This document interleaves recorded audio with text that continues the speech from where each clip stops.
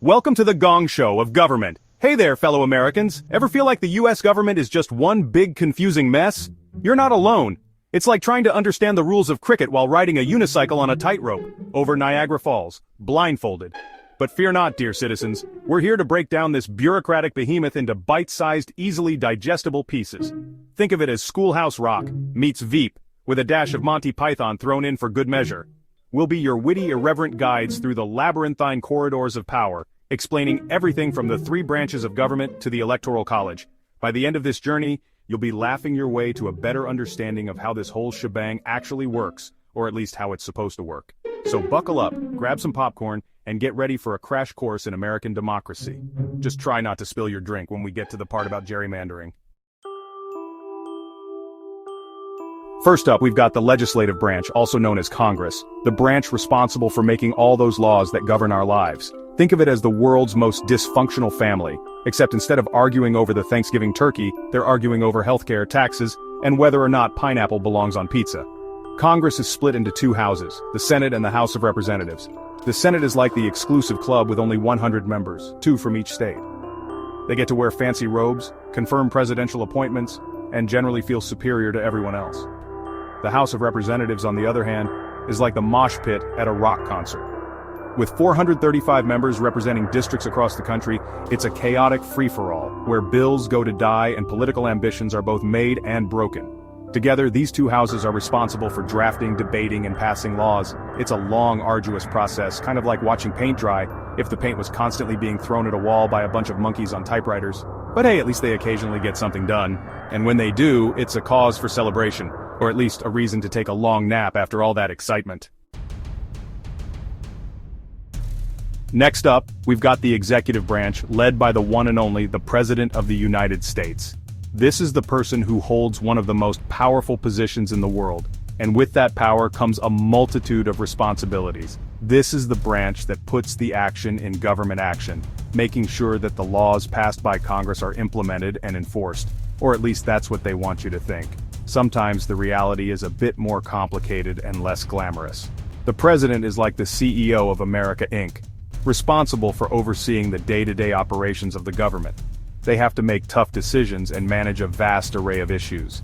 They get to sign bills into law, veto bills they don't like, command the military, and negotiate treaties with foreign leaders. It's a role that requires a delicate balance of power and diplomacy. It's a tough job, but somebody's got to do it. The weight of the nation rests on their shoulders, and the pressure can be immense. But the president doesn't do it alone. They rely on a team of experts to help navigate the complexities of governance.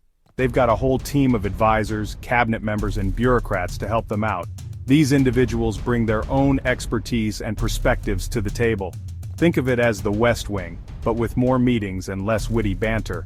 The reality is often more about hard work and less about drama. The executive branch is also responsible for enforcing all those laws that Congress passes. This is where the rubber meets the road in terms of policy implementation. That's where the agencies come in, those alphabet soup organizations like the FBI, the CIA, and the EPA. Each has its own specific role in maintaining order and security. They're the ones who make sure you're not breaking any laws, or at least not getting caught breaking any laws. Their work is crucial to the functioning of society. So, the next time you see the president on TV, remember that they're not just giving speeches and shaking hands, they're managing a complex and demanding role. They're the head honcho, the big cheese, the commander-in-chief, the ultimate decision-maker in times of crisis and calm, and they've got a lot on their plate, literally. From policy decisions to state dinners, their schedule is packed. Have you seen the size of those state dinners? They're not just about food, they're about diplomacy and building relationships. Last but not least, we've got the judicial branch, the branch responsible for interpreting the law and making sure everyone plays by the rules. They are the guardians of the Constitution, ensuring that justice prevails in every corner of the nation. Think of them as the referees of the government, except instead of blowing whistles, they issue rulings. Their decisions can change the course of history and impact millions of lives. At the top of the judicial branch sits the Supreme Court, the highest court in the land. This majestic institution stands as the ultimate arbiter of justice. It's made up of 9 justices, appointed for life by the president and confirmed by the Senate. These justices hold immense power and responsibility. They get to wear black robes, sit in big comfy chairs, and decide some of the most important legal cases in the country. Their decisions can shape the legal landscape for generations. The Supreme Court is like the final boss of the legal system. Their rulings are the ultimate verdicts that can end legal battles once and for all. Once they've made a ruling, that's it. Game over. Their word is final, and it carries the weight of the law. Unless, of course, they decide to overturn their own ruling later on, which they've totally done before. This rare occurrence shows that even the highest court can change its mind. Because even the Supreme Court isn't immune to the occasional case of oops, we messed up. They are human after all, and sometimes they need to correct their own mistakes.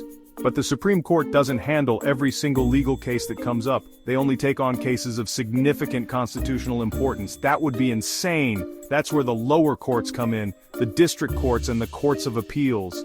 These courts handle the bulk of the legal work. They handle the day-to-day business of the legal system, from traffic tickets to murder trials. Their work is crucial in maintaining law and order.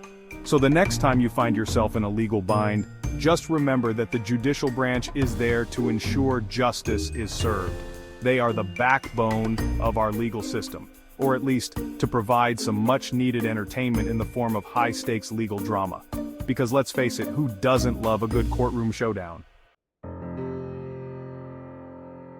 Section 5, Checks and Balances. Keeping the government from turning into a three-ring circus. Now you might be thinking, wow, that's a lot of power for each branch of government. What's to stop one branch from going rogue and taking over the whole shebang? Well, that's where the Founding Fathers' ingenious system of checks and balances comes in. It's like a game of rock, paper, scissors, but with more paperwork and fewer hand gestures.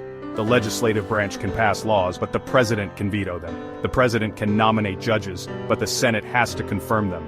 And the judicial branch can declare laws unconstitutional, putting the kibosh on the whole thing.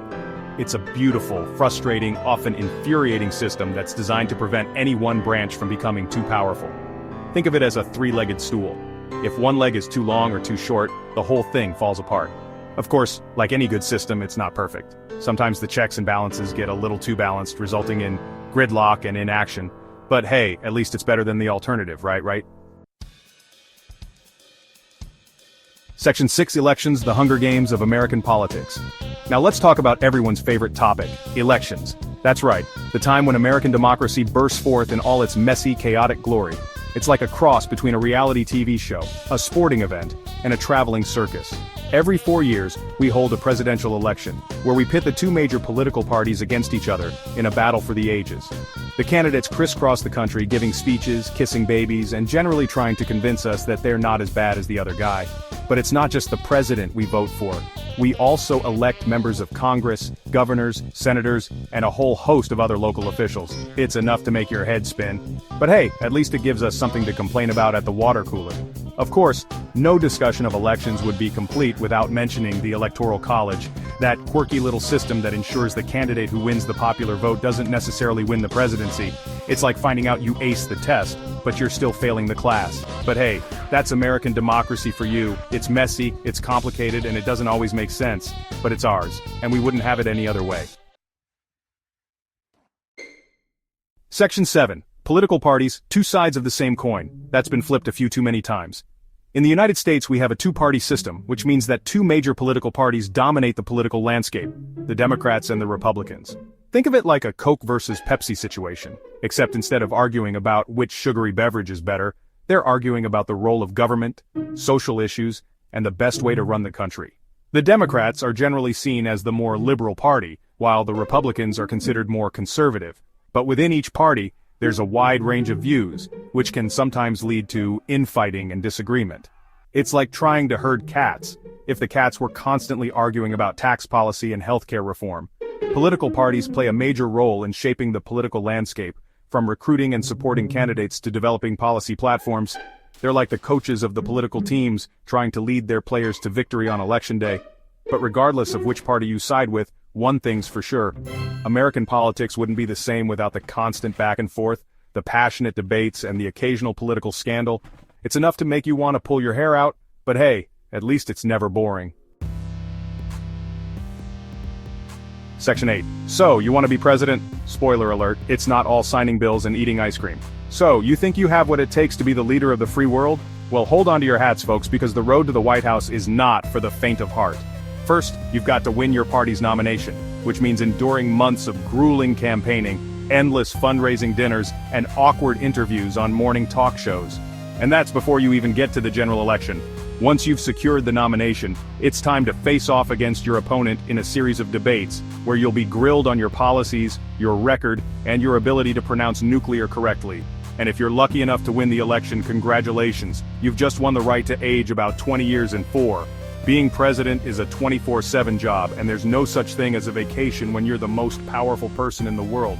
But despite all the challenges, the presidency is still one of the most coveted jobs in the world. After all, how many people can say they've lived in the White House, flown on Air Force One, and had their face on a postage stamp? Section 9. The Bill to Law Marathon. Because passing legislation is like running a marathon, but with more lobbyists. Ever wonder how an idea becomes a law in the United States? It's a fascinating, albeit complex journey. Well, buckle up, Buttercup, because it's a long and winding road, fraught with obstacles, detours, and the occasional political landmine. First, someone has to actually come up with an idea for a bill. This initial spark can come from various sources. This can be anyone from a concerned citizen to a member of Congress to, dare we say it, a lobbyist. Yes, even those often maligned figures have their moments of inspiration.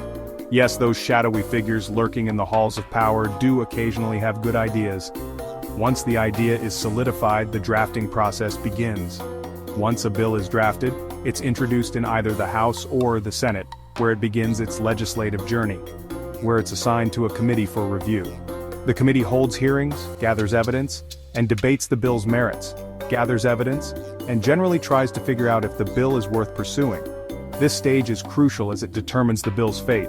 If the committee gives the bill the thumbs up, it's sent to the floor of the chamber for debate. Here, the bill faces its next big challenge. This is where things can get really interesting, as members from both parties weigh in on the bill's merits, propose amendments, and engage in spirited debates. Propose amendments and generally try to score political points. If the bill manages to survive the debate and is passed by one chamber, it's sent to the other chamber where the whole process starts all over again, and is passed by one chamber, it's sent to the other chamber where the whole process starts all over again. This back and forth can be exhausting, and if both chambers pass different versions of the bill, a conference committee has to be formed to iron out the differences. This committee works to reconcile the two versions into a single, unified bill, to iron out the differences. And if all of that wasn't enough, even if a bill makes it through both chambers of Congress, it still needs the president's signature to become law. It still needs the president's signature to become law. And if the president vetoes the bill, Congress has to muster a 2/3 majority vote in both chambers to override the veto. Congress has to muster a 2/3 majority vote in both chambers to override the veto. This is no small feat and requires significant political maneuvering. So, yeah, passing legislation in the United States is no walk in the park. It's more like a marathon with a lot more paperwork and a lot less Gatorade. It's more like a marathon with a lot more paperwork and a lot less Gatorade. The process is grueling, but when a bill finally becomes law, it's a testament to perseverance and the democratic process. Section 10, and in conclusion, don't worry, we're almost done. Well folks, there you have it, a whirlwind tour of the US government, warts and all. It's a complex, often contradictory system, but it's the system we've got, and it's up to all of us to make it work. We've covered the three branches of government, the system of checks and balances, the role of political parties, and the joys, and by joys we mean headaches, of the electoral process. We've laughed, we've cried, we've questioned our sanity, but most importantly, we've hopefully learned a thing or two about how this whole democracy thing is supposed to work. And who knows, maybe now you'll be inspired to get out there and exercise your civic duty. So the next time you hear someone complaining about the government, don't just roll your eyes and tune them out. Engage in a thoughtful discussion, share your knowledge, and maybe even crack a joke or two. After all, laughter is the best medicine. Well, that and universal healthcare. But we'll save that discussion for another time.